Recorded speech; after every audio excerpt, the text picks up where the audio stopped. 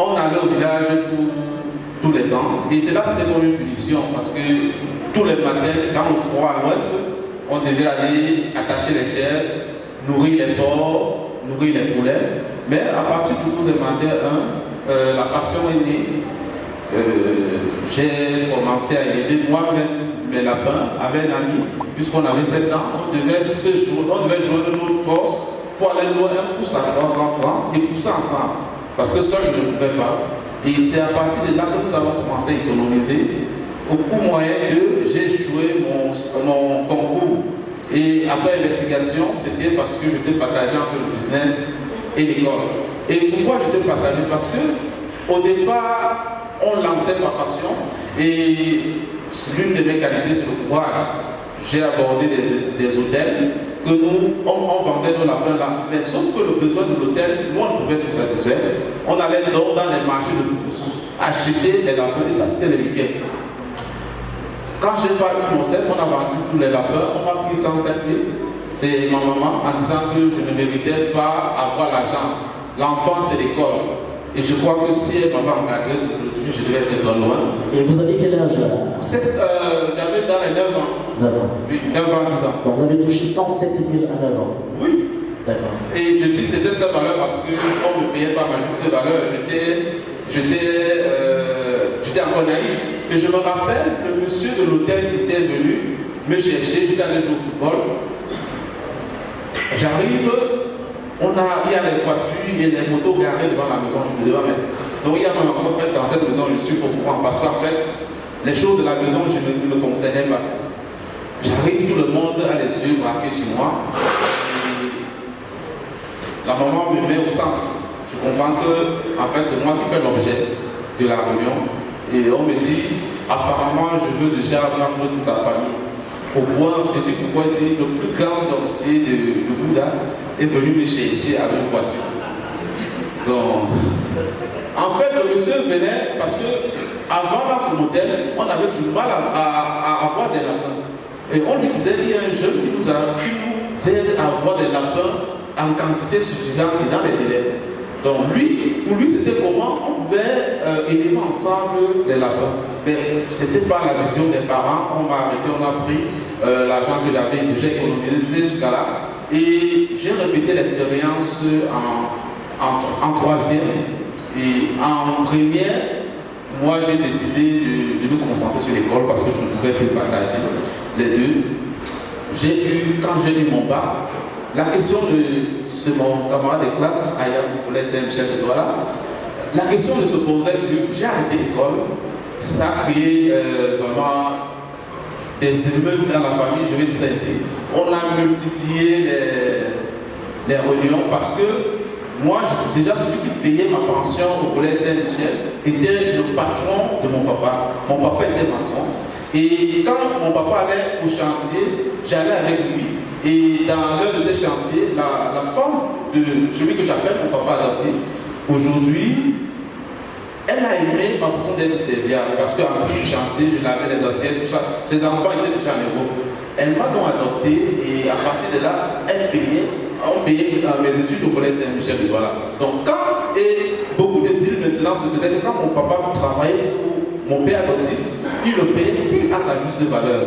Du coup, le deal, c'était qu'on doit me situer. Donc, mon papa savait que quand je me bats, je vais aller faire un concours, on connaît comment ça se passe. Et je dis, je ne fais pas de concours. Je vais faire des débats. Après plusieurs réunions familiales, je suis resté à ma position parce que je me voyais aussi parce que en 2008, quand je faisais troisième, j'étais sur YouTube, il y a une bande d'annonces qui m'a choqué et je crois qu'il a changé ma vie. J'ai vu sur la bande d'annonces, les riches lisent les livres, les pauvres regardent la télé. Et je me retrouvais chez les pauvres. Parce que je vis à Douala, à Pilongué. Et à Pilongué, il y a un quartier des riches, les quartiers des pauvres. Les quartiers des pauvres, c'était nous. Parce que nous, quand on vivait dans la maison à Carabo, on était dedans, on voyait à l'extérieur. Et je me rappelais qu'il y a des maisons qui ont pris feu parce que nos mamans allaient voir Marima, la beauté du diable et comme ça. Oui, et je me reconnaissais dans ça. Et de l'autre côté, le côté des riches à Bilongué, la cité de Bi, les parents s'en foutaient des séries. Donc du coup, à lire. Et chemin faisant, j'ai compris que la plupart des riches sont des autodidactes. Que le système éducatif était fait pour permettre aux gens, au mieux des cas, de rendre service, mais de ne pas produire. Et que c'est en produisant qu'on devient riche. Et que l'école, notre système éducatif est colonial. Et à cet effet, aucun concurrent ne peut vous donner les moyens de le combattre. Donc notre système éducatif alors était piégé. Pour moi, aller à l'école, c'était aller vraiment à côté de mes rêves. J'ai commencé à faire du chantier pour financer, parce que les parents ont tout lâché sur moi. Que quand tu veux montrer que tu es un grand, comporte-toi comme un grand, assume tes charges. Et voilà comment j'ai commencé à aller au chantier. Je suis venu ici à Yaoundé acheter des poulets à papa à Mogu. C'était un grand éleveur de poulets de race locale ici à Douala. Et je suis arrivé ici, c'était pas facile. Je suis rentré, j'ai acheté 8 poules et 2 coques. Après un certain temps, les poulets sont morts. Ils sont morts pourquoi? Parce que quand j'achète des poulets, il y avait un médicament qui était sur le marché, qui a les élevés, on appelait ça Multivax. Et l'année-là, le monsieur meurt. Et il y a rupture. Du coup, je dis, si je ne peux pas vacciner mes poulets, il faudra que j'apporte de l'hygiène et de la biosécurité en plus. Voilà comment je m'y mets. Mais après 3 mois, on me dit, puisque nous les éleveurs, nous avons des forums d'éleveurs, on me dit, le remède est sur le marché. Voilà comment je achète le remède et je lâche prise.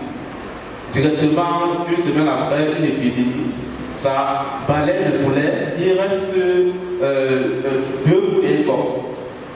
Maintenant, ça c'est mon père qui me dit, vous voyez les gens faire de l'élevage, vous croyez que ça se fait facilement. On m'a dit que les éleveurs et les éleveurs font des soucis. Donc quand vous parlez pour les enfants, vous dites que vous maîtrisez. Bon, le doute s'est créé, mais après j'ai essayé d'investiguer. Je me suis rendu compte que la dose d'hygiène que j'avais glissée était le problème. Donc c'était un problème bien rationnel qui pouvait s'expliquer. Et l'une des choses aussi que j'ai acceptées, c'est que si je suis rentré à 3 poulets dans le 10, c'était que c'était sans mon niveau. Je me suis concentré sur les 3 poulets là, et à partir de ça, j'ai livré les poulets au ministre de ce pays. Ce que je veux dire après cette première phase de mon histoire, c'est que l'entrepreneuriat est un monde de pensée, un monde d'action et un monde de réaction. Il faut commencer par rêver, il faut commencer par croire que c'est possible. Et il faut agir, parce que quand vous passez le temps à croire, vous devenez un pasteur. À un moment donné, il faut réagir pour faire la différence. Je me souviens, l'une des mes forces aussi, c'est que je fais tout pour rencontrer ceux qui ont eu à faire des grandes réalisations. Et j'ai pu rencontrer un homme fort de ce pays. Il m'a dit, si tu veux être quelqu'un de respecté dans ce pays, il faut faire des grandes choses qu'on va voir et confirmer. Il faut arrêter le mal. Si tu as les idées, rends-les vivantes. À côté de ça, je veux aussi ajouter le fait que lorsque vous voulez entreprendre, vous devez être prêt à dormir en cellule. J'en ai dormi quelques fois et je crois que ça va encore se répéter. Parce que l'entrepreneur n'est pas là pour respecter les règles. L'entrepreneuriat, c'est d'abord la